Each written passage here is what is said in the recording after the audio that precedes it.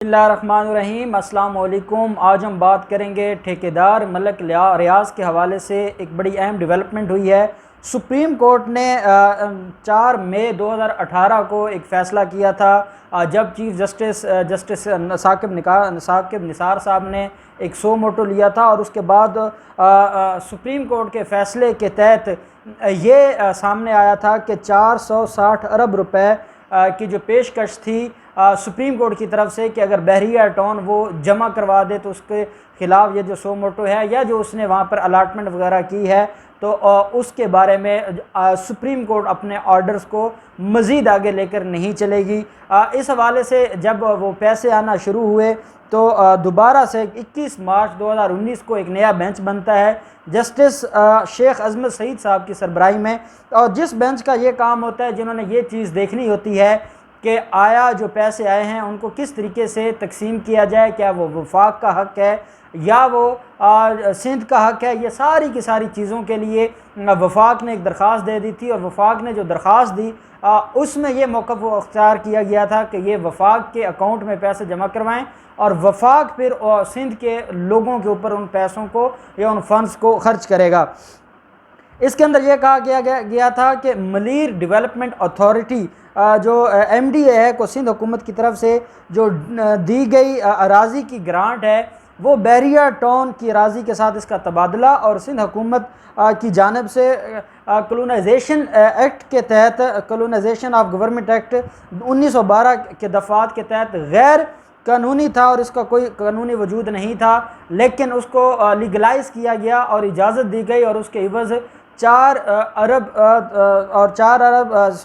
460 अरब रुपए की ग्रांट मंजूर की गई कि ये बहरिया टाउन के जो ठेकेदार हैं मलक रियाज वो जमा करवाएंगे। अब इसमें बड़ी अहम दिलचस्प डेवलपमेंट होती है। जस्टिस फैसल अरब साहब की सरबराही में एक बेंच इसके ऊपर काम कर रहा था, और कल भी इसके ऊपर समाअत थी 29 जून को, और 29 जून में होने वाली समाअत में बड़ी अहम चीज़ें हमें देखने को मिली हैं, और अदालत ने बड़े अहम रिमार्क्स भी दिए हैं और फैसला जात भी किए हैं। जो ये मामला है कि ये रकम किसके पास जाएगी, क्या वफाक का हक़ है, क्या ये सिंध का हक़ है, इसमें दो मौक़िफ़ हैं। एक तो जो सिंध का मौक़िफ़ था वो ये था कि हुकूमत सुप्रीम कोर्ट अपनी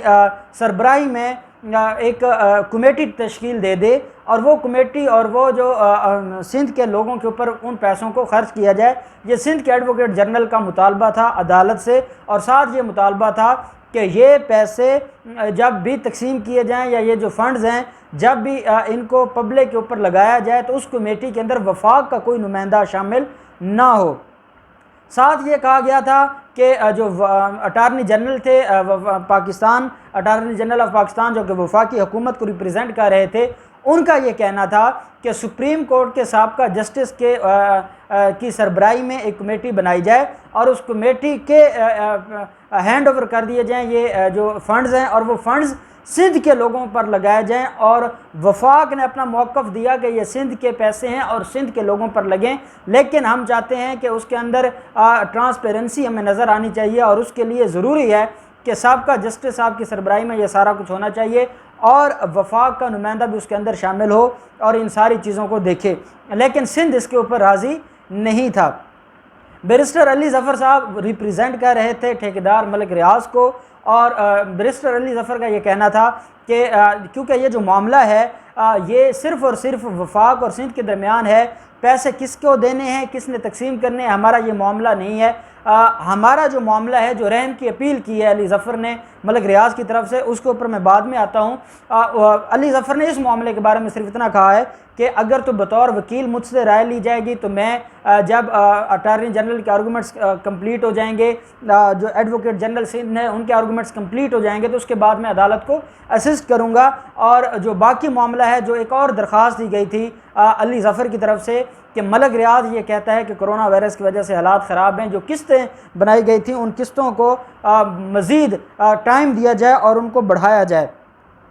अब जो ये मामला था सारे का सारा, जो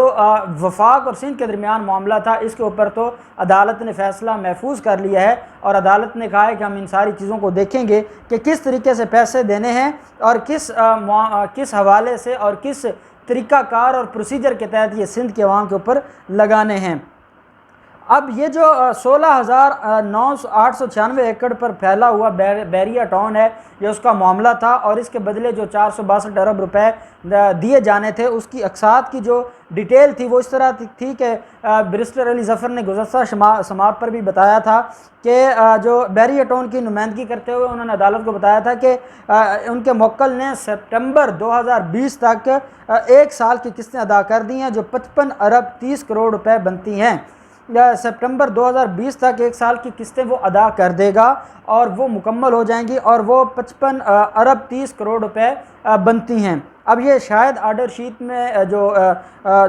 साबका आर्डर शीट थी उसके अंदर सितंबर 2020 लिखा गया है, मुझे लगता है ये सितंबर 2019 होगा, क्योंकि साथ कहा जा रहा है कि अदा कर दी हैं, जो कि 55 अरब 30 करोड़ रुपए बनती हैं। साथ उन्होंने अदालत में दरख्वास्त दायर की थी कि कोरोना वायरस की वजह से मौजूदा सूरत हाल को देखते हुए बाकी किस्तों को जमा करवाने के लिए इजाफी वक्त की दरख्वास्त की, ताहम अदालत ने उनकी ये जो रहम की अपील थी उसको मुस्तरद कर दिया और अदालत ने कहा कि जो भी डिसाइड है, आपने जो किस्तें बनवाई थी उस टाइम आपने वो किस्तें अदा करनी है, किसी तरीके से आपको कोई रिलीफ नहीं मिलेगा। साथ जस्टिस फैसल अरब साहब ने इस्तफसार किया था कि हमने कुछ वीडियोस भी देखी है, हमने कुछ मामलात को देखा है कि जब ये फैसला 2018 में होता है उसके बाद भी मुख्तलिफ ज़मीनों के ऊपर गैर कानूनी तौर पर कब्ज़ा करने का इंकशाफ हुआ है। हालांकि ये इत्तफाक हुआ था बैरिया टाउन का और अदालत का कि अब वो मज़ीद किसी भी प्रॉपर्टी के ऊपर गैर कानूनी तौर पर कब्ज़ा नहीं करेगी,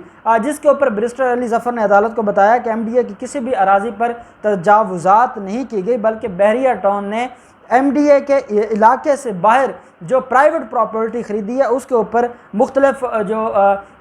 कंस्ट्रक्शंस हैं वो जारी हैं। जो MDA मलीर डेवलपमेंट अथॉरिटी है उसके ऊपर कोई और प्रॉपर्टी कोई और कंस्ट्रक्शन नहीं की, लेकिन अदालत ने कहा कि हम इस मामले पर सेटिस्फाई नहीं हैं और हम सर्वे ऑफ पाकिस्तान के ज़रिए से और उनके थ्रू सर्वे ऑफ पाकिस्तान के थ्रू नए सिरे से हम चाहते हैं कि इसका जायज़ा लिया जाए कि क्या बैरिया टाउन ने जो कमिटमेंट की थी वो अपनी कमिटमेंट पर कायम है या फिर उन्होंने गैर कानूनी तौर पर मुख्तलिफ ज़मीनों के ऊपर कब्ज़ा किया है और वो कब्ज़ा करके वो ज़मीनें हथियाना चाहते हैं और अदालत के साथ अपनी कमिटमेंट को उन्होंने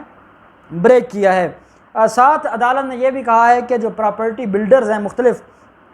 उन्होंने जो असल अराज़ी थी जो रिपोर्ट में पेश की गई थी, क्या वही इस वक्त उनके पास है या इसके अलावा भी उन्होंने कोई एक्वायर कर ली है। इस हवाले से भी अदालत ने कहा कि सारे के सारे मामलात को हम देखेंगे। अब 2 चीज़ें वो बड़ी अहम हैं। जो एलिगेशन था वो ये था मलक रियाज के ऊपर कि मलीर डेवलपमेंट अथॉरिटी के साथ मिलकर, जैसे लाहौर में LDA है, इसी तरीके से कराची के अंदर जो प्रॉपर्टी मैटर्स की जो नुमाइंदा डिपार्टमेंट है वो मलीर डेवलपमेंट अथॉरिटी है। मलीर डेवलपमेंट अथॉरिटी ने गैर कानूनी तौर पर मुख्तलिफ ज़मीनें जो कि सिंध हुकूमत ने मलीर डेवलपमेंट अथॉरिटी को दिए थे और उन्होंने तबादला कर लिया था मलिक रियाज के साथ, बैरिया टाउन के साथ, और इस तरीके से मलिक रियाज को फ़ायदा पहुँचाया गया था और हज़ारों एकड़ की प्रॉपर्टी जो कराची के दिल के अंदर उसने बैरिया टाउन शुरू कर लिया था और जब उसके ऊपर अदालत ने एक्शन लिया था, नोटिस लिया था, तो तब जाकर बहुत सारी चीज़ें सामने आई थी। अब ये जो सिंध हुकूमत है, सिंध हुकूमत के अंदर क्योंकि ना तो कोई किसी तरीके की कोई एथिक्स हैं, कोई मोरालिटीज़ हैं, अब जो मलिक रियाज जिस चीज़ का जुर्माना दे रहा है, फ़ाइन दे रहा है, या जो उसकी एक तरह की बारगेनिंग हुई है, वो इस वजह से हुई है कि उसने गैर कानूनी तौर पर तबादला और ट्रांसफ़र करवाई थी प्रॉपर्टीज़ MDA से बैरिया टाउन को। अब MDA किसका है? वो सिंध हुकूमत का है। अब सिंध हुकूमत की नुमाइंदगी में और सिंध हुकूमत की सरपरस्ती में मलिक रियाज को नवाजा जा रहा था। आसिफ जरदारी अपने ख़ास दोस्त को नवाज रहे थे सिंध हुकूमत के थ्रू, और ये एक इलीगैलिटी थी और ये गैर कानूनी काम था जिसका साकिब निसार साहब ने सो मोटो लिया था। अब वो सो मोटो लिया गया सिंध की गैर कानूनी जो एक्टिविटीज़ थी या उनके जो गैर कानूनी तरीके से किसी को नवाजना है उसके ऊपर, और उसके बदले जो एग्रीव्ड थे, जो स्टेट एग्रीव्ड थी, उसको उस जो मुलजिम आप कह लें या वो शख्स जो गैर कानूनी ठेकेदार था, जो कब्ज़ा ग्रुप माफिया का डॉन भी जिसको हम कहते हैं,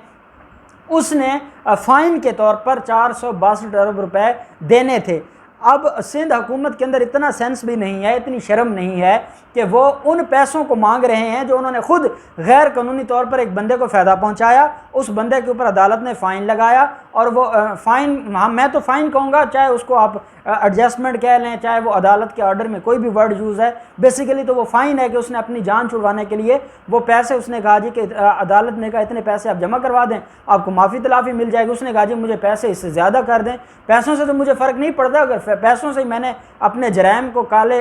धन को साफ़ करना है या वाइट करना है तो उसको तो कोई इशू नहीं है। लेकिन जो काला धन उसने बनाया था उसमें उसको काले धन में सपोर्ट करने वाली थी सिंध हुकूमत। सिंध हुकूमत की सरपरस्ती में उसने ये सारा कुछ किया था, और जब उसने वो फ़ाइन जमा करवाया तो वही सिंध हुकूमत जिसने पहले मलिक रियाज से कमीशंस के तौर पर पैसे लिए थे, फिर वो फ़ाइन भी सिंध हुकूमत चाहती है कि हमें दिया जाए, वो हमारा हक है। भाई आपका कौन सा हक है? आपकी गैर कानूनी कामों की वजह से तो उसने इतनी कीमती स्टेट की अराजी के ऊपर कब्ज़ा किया है और अदालत ने उसके ऊपर सो मोटो लिया है। आप या तो होता कि आप रिकवरी करते, आप उसके खिलाफ कोई केस बनाते, आप उसको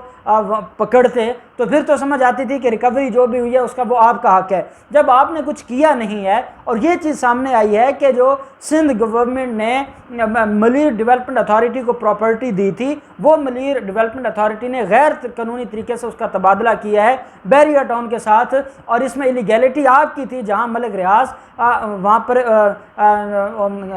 गुनाहगार था, वहीं पे आप लोग भी गुनाहगार थे, और उसके बदले अदालत, सुप्रीम कोर्ट ऑफ पाकिस्तान अगर कोई फ़ाइन रिकवर कर रही है तो उसके ऊपर आप कहते हैं जी कि आपका हक है। और ये, और उससे बढ़कर इनकी आप देखें मेंटेलिटी चेक करें कि वो ये नहीं चाहते कि वो वफाक का एक आदमी, वफाक का क्या कोई हक नहीं है? क्या वफाक का वो सूबा नहीं है? अगर उस सूबे के लोगों के ऊपर पैसे खर्च होने हैं और एक वफाकी अदालत ने उसके ऊपर फैसला दिया है, तो क्या वफाक का एक नुमाइंदा भी आपको चुभता है कि वो उस कमेटी का मेंबर बने और वो उन मामलात को देखे?